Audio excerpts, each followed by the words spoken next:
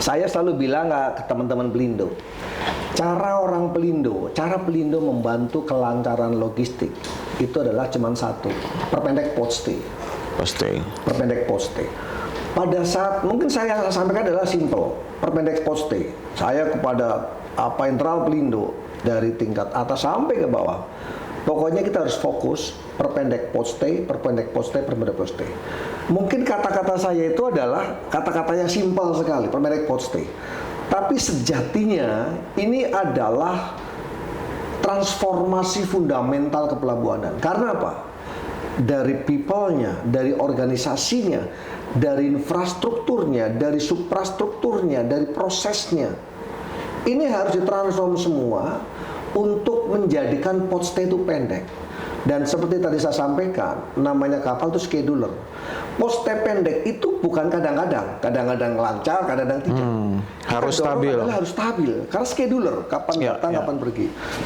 Nah, apa yang kita lakukan di sini adalah mentransformasi layanan, khususnya kontainer, dan semua juga kita transform. Tapi bukti yang paling real adalah bagaimana kita mereduksi port stay yang ada. Jadi mungkin kalau dari data-data yang ada, itu bisa hampir separuh lebih singkat. Ada yang tadi katakanlah saya sandarnya 3 hari, itu bisa sampai 1,5 atau bahkan 1. Tentunya itu berbeda tergantung maturity levelnya dari masing-masing terminal.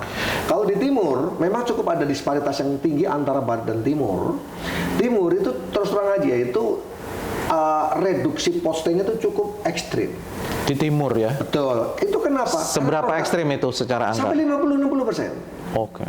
Karena productivity-nya itu naiknya tinggi. Katakanlah gini, sebelumnya paling-paling 10, ini bisa kita dokter sampai 25.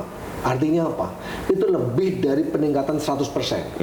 Ini dampaknya port stay-nya itu turun. Nah itulah saya bilang sejak merger, langkah pertama adalah perbaiki layanan melalui transformasi operasi. Nah ini terjadi, dan the beauty dari transformasi ini adalah meningkatkan productivity, at the same time itu meningkatkan capacity. Karena apa? Pada saat contoh port stay-nya bisa kita tekan ke bawah, ya, maka kapasitasnya langsung meningkat. Ada angkanya Pak, kira-kira? Ada. Jadi mungkin gini, Sorong, katakanlah Sorong. Saya di sini nggak ada apa angkanya, tapi lebih dari 50%. Lebih dari 50%. Sorong, Jayapura, Ambon, bahkan even kayak Belawan, Medan pun terjadi improvement yang luar biasa. Nah ini adalah poin-poin yang bisa kita sampaikan, nanti mungkin bisa saya share datanya, bahwa untuk daerah-daerah timur itu lebih dari 50% peningkatan sehingga prosesnya turun. Memang di sini kami juga banyak yang masih perlu kita perbaiki karena memang alat-alat juga cukup tua. Kami mencoba untuk melakukan investasi secara hati-hati.